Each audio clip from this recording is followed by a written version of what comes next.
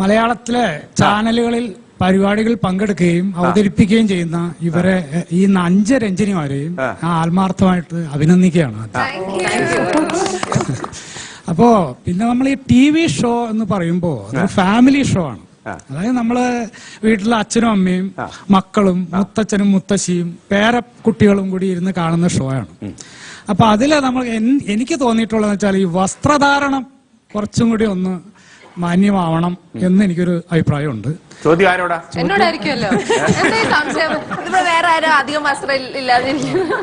അപ്പൊ വസ്ത്രധാരണത്തിലാണ് അല്ല, അങ്ങേ വിഷമിപ്പിച്ചിട്ടുള്ളത് ഈ വസ്ത്രമില്ലായ്മയാണ് അല്ലേ? വസ്ത്രമില്ലായ്മ ഞാനൊന്ന് ക്ലാരിഫിക്കേ. എന്റെ കുടുംബത്തിലെ എല്ലാവർക്കും ആ അഭിപ്രായമാണ്. അപ്പൊ ഞാൻ ഇപ്പൊ ഇട്ടിരിക്കുന്ന വസ്ത്രം കൊള്ളത്തില്ല, അത്ര പോരാ. ഞാൻ എന്താണ് കാണിക്കണത് ഒന്ന് പറഞ്ഞ്. 2 കൈ കുറച്ച് കാല്. സാരി എടുത്തിരുന്നെങ്കിൽ എന്റെ വയറ്, എന്റെ ബാക്കി എല്ലാ അവയവങ്ങളും നന്നായി കാണും.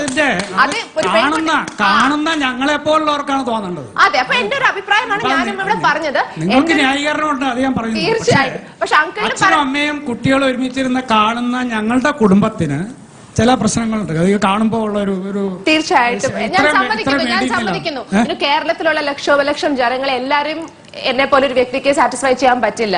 എന്റെ ഒരു പേഴ്സണൽ ഒരു രീതി അതിൽ വന്നിരിക്കും. പക്ഷെ ഞാൻ കുറെ ട്രൈ ചെയ്യുന്നുണ്ട്. ഞാൻ ന്യായീകരണത്തിന് പറയാല്ല, കുറച്ചുകൂടി നല്ല രീതിയിൽ രഞ്ജിനി നന്നായിട്ട് അവതരിപ്പിക്കുന്നുണ്ട്. ഈ പരിപാടി ഏറ്റവും ബെസ്റ്റ് ആവണമെന്ന് ആഗ്രഹിക്കുന്ന ഒരാളാണ് ഞാൻ. തീർച്ചയായിട്ടും അങ്കിൾ. പക്ഷെ മാത്രമല്ല വേറൊരു കാര്യം കൂടെ ഉണ്ട്.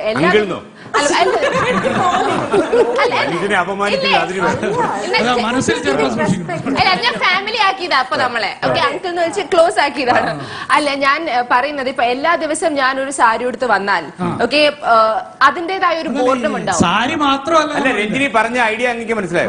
അതായത് ഏറ്റവും ആൾക്കാർക്ക് ഒരു സെക്ഷൽ ആയിട്ട് ഒരു പെൺകുട്ടിയെ കാണുന്ന അല്ലെങ്കിൽ പൊതുരംഗത്തെ കാണുന്ന ഒരു പെൺകുട്ടി ഏറ്റവും അവളുടെ ആന്തരിക സൗന്ദര്യം പോലും ആസ്വദിക്കാൻ പറ്റുന്ന ഒരു വസ്ത്രമാണ് സാരി. അതെ, അത് സത്യമാണ്. അത് താങ്കൾ വിചാരിക്കുന്നത് ഒരു സാരിയൊക്കെ കൊടുത്ത് സംഭവം ഇങ്ങനെ വന്നു കഴിഞ്ഞാൽ സംഭവം അത് ഭയങ്കര അപകടമാണ്.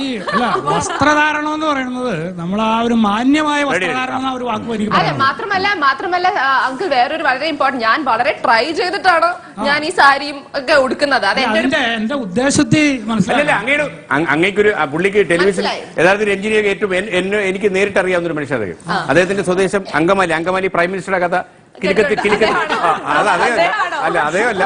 പക്ഷെ ആ സംഭവം ഉണ്ടായ കേസാണത്. തീർച്ചയായിട്ടും അങ്ങനെ ഏറ്റവും രഞ്ജിനി ഏറ്റവും താല്പര്യമുള്ള ഒരു പ്രേക്ഷകനാണ്. പക്ഷെ അദ്ദേഹത്തിന്റെ ഒറ്റ പ്രശ്നമേ ഉള്ളൂ, രഞ്ജിനിയുടെ തുണി ശരിയാവുള്ളൂ. അപ്പൊ അങ്ങ് അതുകൊണ്ട് വിഷമിക്കണ്ട. അങ്ങ് പറഞ്ഞ കാര്യം രഞ്ജിനി ഗൗരവത്തിലെടുക്കും. പിന്നെ പക്ഷെ തീരുമാനം രഞ്ജിനിയുടെ മാത്രമായിരിക്കും. അപ്പൊ അത് കുറച്ചുകൂടി നല്ല രീതിയിൽ ഒരു സാരി തന്നെ വേണമെന്നില്ല. അല്ല, രഞ്ജിനി ഹരിദാസ് എന്നുള്ള അവതാരയ്ക്ക് അങ്ങയുടെ ഈ പരിമിതമായ അല്ലെങ്കിൽ വിപുലമായ ലോക പരിചയം വെച്ച് ഒരു 2 വസ്ത്രം ഒന്ന് സജസ്റ്റ് ചെയ്ത്. എന്ത് 2 വസ്ത്രം ഞാൻ ധരിക്കണം? സാരി നല്ലൊരു വസ്ത്രമാണ്, ഭയങ്കര സെക്സിയാണ്, പറ്റില്ല. ഭയങ്കര സെക്സ് അപ്പീൽ. പിന്നെ ശരീരഭാഗങ്ങൾ മറയ്ക്കുന്ന രീതിയിൽ കുറച്ചൊക്കെ അതാണ് വേണ്ടത്. ഏത് ഡ്രസ് ആയാലും. പിന്നെ രഞ്ജിനിയുടെ ഒരു കാര്യം പറയാനുള്ളത്, ഈ പ്രൊനൗൺസിയേഷൻ നമ്മുടെ നല്ലൊരു മലയാള ഭാഷ അത് കുറച്ചൊരു ഞാൻ കുറെ ശ്രമിച്ചു. തുടക്കം മുതൽ 2007 ഷോ എടുത്ത് കണ്ടിട്ട് ഇന്നത്തെ ഷോ കാണുകയാണെങ്കിലുള്ള വ്യത്യാസം നിങ്ങൾ തന്നെ കാണൂ. എന്നിട്ട് നിങ്ങൾ എന്റെ അടുത്ത് സംസാരിക്കും. പക്ഷെ അത് കുറച്ചുകൂടി ശരിയാവാറുണ്ട്. എനിക്ക് ഇത്രയൊക്കെ പറ്റൂ, ആണെങ്കിൽ മതി. അല്ല, അത് വ്യത്യസ്തമായ രീതിയിലുണ്ടാവും. മലയാള ഭാഷയെ സ്നേഹിക്കുന്ന പ്രേക്ഷകരുണ്ട് ഇവിടെ. അപ്പൊ ഞാൻ എന്ത് വ്യക്തിയാവണോ? ബാക്കിയുള്ളവരെ സന്തോഷിപ്പിക്കാൻ ഞാൻ മറ്റൊരാളാവണോ? നിങ്ങൾ പറയും. ഒരു സെക്കൻഡ്, എല്ലാവർക്കും വേണ്ടി ചോദിക്കും. അതായത് രഞ്ജിനി ശ്രമിച്ചാലേ നല്ല ശുദ്ധമായ മലയാളത്തിൽ സംസാരിക്കാൻ പറ്റത്തില്ല. ഇപ്പൊ സംസാരിക്കാൻ പോലെ സംസാരിക്കാൻ പറ്റും. പറ്റുമല്ലേ? ഇപ്പൊ ഈ സംസാരിക്കുന്നത് നല്ല മലയാളം. ഇത് തന്നെയാണ് ഞാൻ അവിടെ സംസാരിക്കുന്നത്. അങ്കമാലി സാറേ, ഈ സംസാരിക്കുന്ന നല്ല മലയാളം അല്ലേ? ഇത് തന്നെയാണ് രഞ്ജിനിയുടെ മലയാളം. ഷോയിൽ വരുമ്പോ മലയാളം അത്ര പോരാ, ശ്രമിക്കണം. ഞാൻ ട്രൈ ചെയ്യാം. ഈ ഷോ നന്നാവാൻ വേണ്ടിയാ പറയുന്നത്. അതാണ് ആദ്യത്തെ 1-2 വർഷം മാഡത്തിന്റെ വേഷം നല്ലതായിരുന്നു. ആദ്യത്തെ 1-2 വർഷങ്ങൾ. Okay. പിന്നീടുള്ളതിലാണ് ഈ മോഡേൺ വരുത്തി ഓരോ ചെറിയ. ഞാനൊരു കാര്യം പറഞ്ഞാൽ നിങ്ങൾ വിശ്വസിക്കുമോ? എന്റെ പരിപാടിയുടെ സ്പോൺസർ ഉണ്ട്. ഇതൊന്നും എന്റെ വസ്ത്രമല്ല. പിന്നീട് വരുന്ന വർഷങ്ങളിലെ സ്പോൺസറിന്റെ അടുത്ത് നിങ്ങൾ പോയി പറയൂ. ഞാൻ അതായത് ഇതെല്ലാം ഈ കോസ്റ്റ്യൂം എല്ലാം സ്പോൺസേഡ് ചെയ്യാൻ പറ്റത്തില്ല. ഞങ്ങളുടെ മാത്രമായിട്ടൊരു ഇതാണ് പറഞ്ഞത്. തീർച്ചയായിട്ടും ഞങ്ങളുടെ കുട്ടികള്, അമ്മമാര്, അച്ഛന്മാര് എല്ലാരും കൂടി ഇരുന്നാണ് കാണുന്നത്. അപ്പൊ മോഡേൺ എന്ന് പറയുന്നത് നമുക്കൊരു ആവറേജ് ഞാൻ ജീൻസും ഈ പറയുന്ന വർഷങ്ങളിൽ ജീൻസും ടോപ്പും അല്ലാതെ വേറെ ഒന്നും ഞാൻ ധരിച്ചിട്ടില്ല. നിങ്ങളൊന്ന് പോയി കണ്ടിട്ട് വരും. രഞ്ജിനി ഹരിദാസ് എന്ന് പറയുന്ന ഒരു വ്യക്തിയുടെ സ്വാതന്ത്ര്യത്തെ കുറിച്ചല്ലല്ലോ ഇതുവരെ പറഞ്ഞത്. ഞങ്ങൾ അവരെ കാണുന്നത് ഒരു കലാകാരിയായി അല്ലെങ്കിൽ ഒരു മാധ്യമ പ്രവർത്തകയായിട്ടാണ്. അപ്പൊ ഓട്ടോമാറ്റിക് ആയിട്ട് ഞങ്ങൾ അവരിൽ നിന്ന് പ്രതീക്ഷിക്കുന്നതാ. അവരുടെ സ്വാതന്ത്ര്യത്തിനനുസരിച്ച് എനിക്കിതേ പറ്റൂ എന്ന് പറയുന്നത് കലാകേരളം ഉൾക്കൊള്ളുന്നു എന്നുള്ളത് അഹങ്കാരമായി എടുക്കരുത്. ഞാൻ ഈ ഷോയിൽ നിന്ന് ഒരു കാര്യം കൂടി പറയാം. ഇവിടെ പേരിൽ കൂട്ടായ്മ എന്ന് പറഞ്ഞു. പേരിൽ എന്തിരിക്കുന്നു എന്നാണ് എനിക്ക് ആദ്യം ചോദിക്കാനുള്ളത്. എന്റെ മൂന്നാമതിരിക്കുന്ന രഞ്ജിനി മേനോൻ എന്റെ ഓർമ്മയിൽ ശ്രീജ മേനോനാണ്. ശ്രീജ മേനോൻ ആയിരുന്നു. ശ്രീജ വീട്ടിൽ വിളിക്കുന്ന സ്ത്രീത്വമുള്ള മനോഹരമായ UC കോളേജിന്റെ മുറ്റത്തൊക്കെ ഇങ്ങനെ പറന്നു നടക്കുമ്പോ അന്ന് രാഷ്ട്രീയമാണെങ്കിലും ഞങ്ങൾ ശ്രദ്ധിക്കുമായിരുന്നു. ക്ഷമിക്കണം. ആ സ്ത്രീ ഇപ്പോഴും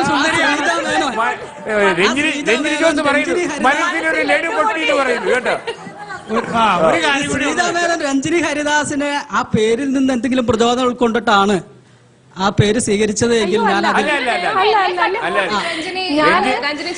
അതൊന്ന് അതായത് ഈ രഞ്ജിനിയുടെ ചേച്ചിയാണ് കാരണം ഞങ്ങളുടെയൊക്കെ ചേച്ചി ഞാൻ ആ ടെലിവിഷനില് 1999 ഫെബ്രുവരി 26-ാം തീയതിയാണ് ഏഷ്യനെറ്റിൽ അകത്തളം. അല്ല, അത് സ്വാഭാവികം. മറ്റു ചാനലുകളിലൊക്കെ മനോഹരമായ മലയാളി മങ്കയായി വന്ന് അവതരിപ്പിക്കുന്ന പല പരിപാടികളും ജീവൻ ടിവിയിൽ ഉണ്ടായിരുന്നു. ഒക്കെ ഞങ്ങൾ വളരെ ഭംഗിയായി തന്നെ ആ ചാനലിനെ കൂടി അഭിനന്ദിച്ചുകൊണ്ട് ഉൾക്കൊണ്ടവരാ. ഇപ്പം ഇവിടെ എന്റെ സുഹൃത്തുക്കളൊക്കെ പറഞ്ഞല്ലോ രഞ്ജിനി ഹരിദാസ് എന്ന ആ ആങ്കറിങ്ങിനെ കുറിച്ചിട്ട്. ഇത് ഡ്രസ്സും ഇതൊക്കെ അതിന് പല ചാനലുകൾ ടിവിയിൽ ലഭ്യ. ഞങ്ങൾ അങ്ങനെയുള്ളത് കാണാനായിട്ട് സൗകര്യത്തിന് ഞങ്ങൾ ആ ചാനലുകളൊക്കെ വെച്ചോളാം. ഇത് നമ്മുടെ പോപ്പുലർ ചാനലുകളാണ്. ആ ചാനലുകൾ വരുമ്പോൾ ഈ ഓഡിയൻസ് ഉണ്ടല്ലോ, ഈ പ്രേക്ഷകരാണല്ലോ നിങ്ങളെയൊക്കെ അഹങ്കരിക്കാനും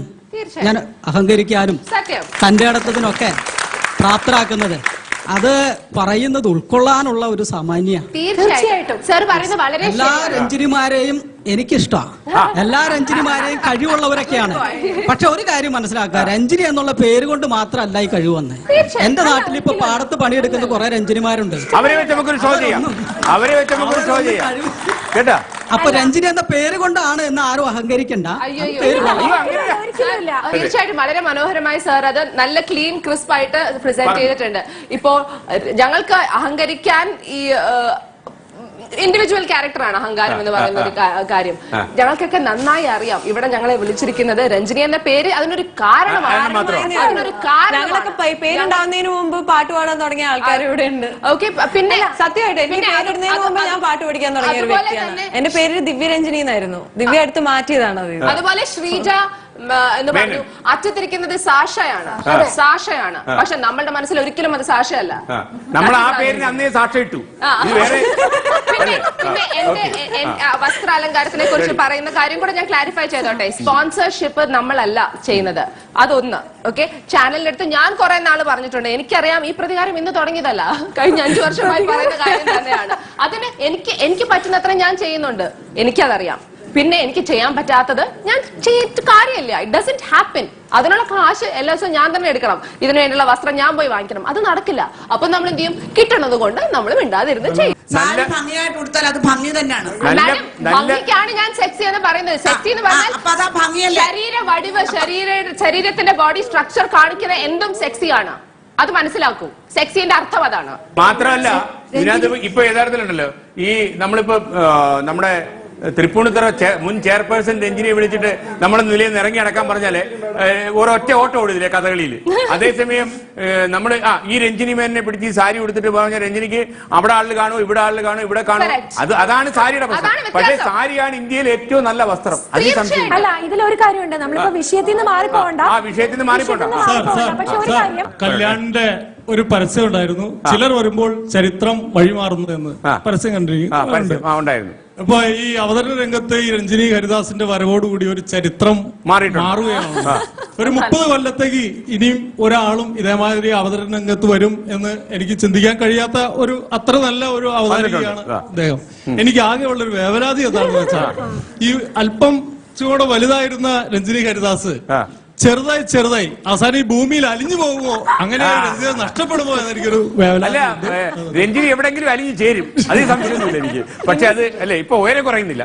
ശരിക്കും അതിന്റെ കാരണം എന്താണെന്ന് അറിയാമോ? നമ്മൾ ടെലിവിഷനിൽ വരുമ്പോൾ നമുക്ക് പൊതുവെ പൊക്കവും തടിയും കൂടുതൽ തോന്നിക്കും. ഇപ്പൊ സാറ് തന്നെ ടിവിയിൽ വരുമ്പോ അത് സംഭവിക്കും. പിന്നെ ഒരു 10-20 കിലോ കുറഞ്ഞു. അതെങ്ങനെ കുറച്ചത് രഞ്ജിനി? ഭയങ്കര ഒരു ഡയറ്റ് ഉണ്ട് എനിക്ക്.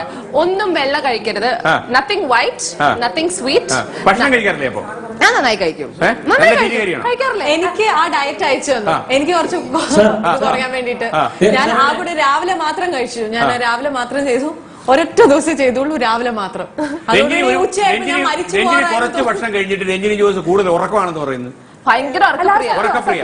കേരളത്തിൽ ഏറ്റവും കൂടുതൽ ഉറങ്ങുന്ന ആള് ഈ ഗായിക അല്ല, ഒട്ടും അല്ലേ. നമ്മുടെ പ്രൊഫഷൻ തുടങ്ങിയ പിന്നെ ഗാനമേളയൊക്കെ രാത്രിയിലെ ഉറങ്ങുമല്ലേ?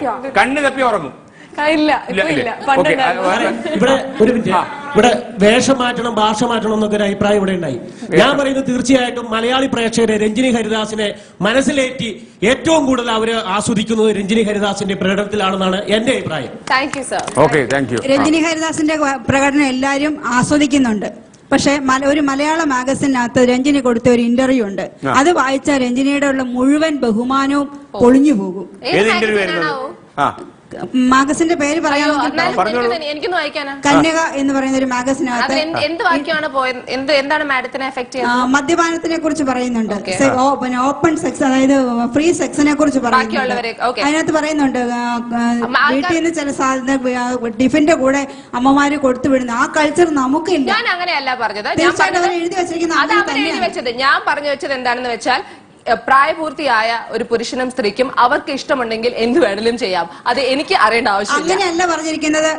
ഉച്ചയ്ക്ക് ടിഫിൻ ബോക്സ് കൊടുത്തുവിടുന്ന കൂട്ടത്തിൽ തന്നെ അമ്മമാര് പെൺകുട്ടികൾക്ക് ഞാൻ പറഞ്ഞിട്ടില്ല. അത് ഏതൊരു പത്രത്തിലും നിങ്ങൾക്ക് ഇന്റർവ്യൂ കൊടുത്തിട്ടുണ്ടെങ്കിൽ അറിയാം. അതിനൊരു കാര്യമുണ്ട്, പറയുന്നതല്ല എഴുതി വരുന്നത്. രഞ്ജിനി ഇപ്പം യഥാർത്ഥ ഒരു മാധ്യമത്തിൽ നിന്ന് പരസ്യമായിട്ട് പറയുകയാണല്ലോ, ഇതിനകത്ത് മാറ്റാൻ നോക്കത്തില്ലല്ലോ. ഞാനത് പറഞ്ഞിട്ടില്ല. അപ്പോൾ ഒരു പത്രാധിപർക്കോ പത്രലേഖകനോ അദ്ദേഹത്തിന്റെ ഭാവനയിൽ തോന്നുന്ന രീതിയിൽ എന്തും എഴുതി വിടാം. ഞാൻ വേറൊരു കാര്യം കൂടെ പറഞ്ഞിട്ടുണ്ട്. ഞാൻ തന്നെ പറയാം. ഏതൊരു കവർ പേജിൽ അടിച്ചു വന്നതാണ്, രഞ്ജിനി കൊച്ചിനെ ദത്തെടുക്കുന്നു. വായിച്ചിട്ടുണ്ടോ? ഞാൻ വായിച്ചു. രഞ്ജിനി കൊച്ചിനെ ദത്തെടുക്കുന്നു. ഞാൻ പറഞ്ഞത് എനിക്ക് വരുന്ന 5 വർഷത്തിൽ ഞാൻ എന്റെ സങ്കല്പത്തിലുള്ള പുരുഷനെ കണ്ടെത്തിയില്ലെങ്കിൽ അപ്പോൾ ഞാൻ ചിലപ്പോൾ ഒരു കൊച്ചിനെ ദത്തെടുക്കാൻ ആലോചിക്കും. ഇന്ന് ഞാൻ ദത്തെടുക്കുന്നു ഞാൻ പറഞ്ഞിട്ടില്ല. അന്ന് ദത്തെടുക്കുന്നത് മാത്രമല്ല, കൃത്രിമ സംഘടിപ്പിക്കുമെന്നാ പറഞ്ഞിരിക്കുന്നത്. അതൊരു ഓപ്ഷനാണ്, ഇന്നല്ല. അതിലെന്താ തെറ്റ്? എനിക്ക് ചെയ്യണമെങ്കിൽ ഞാൻ ചെയ്യും. അത് എന്റെ ഓപ്ഷനാണ്. ഒരു വ്യക്തിയുടെ സ്വാതന്ത്ര്യം, എന്റെ സ്വാതന്ത്ര്യം. എന്തിനു ഇത് യഥാർത്ഥത്തിൽ പ്രശ്നം വരുന്നത് ശരാശരി മലയാളിക്ക് ഇതൊക്കെ വായിക്കുമ്പോൾ ഷോക്ക് ആവുക. മലയാളി ഷോക്ക് ആവണ്ടല്ലോ, മലയാളിക്ക് പ്രശ്നമൊന്നുമില്ല, പുള്ളിയല്ലേ ചെയ്യുന്നത്. എനിക്ക് കുട്ടീനെ വേണം, എന്റെ സങ്കല്പത്തിലുള്ള പുരുഷനെ എനിക്ക് കിട്ടിയില്ല, പിന്നെ ഞാൻ എന്ത് ചെയ്യും? നിങ്ങൾ പറ. എനിക്ക് പറ്റുന്ന രീതിയിലൊക്കെ ഞാൻ മാറിയിട്ടുണ്ട്. ഇത്രയ്ക്ക് പറ്റൂ 5 വർഷത്തിൽ.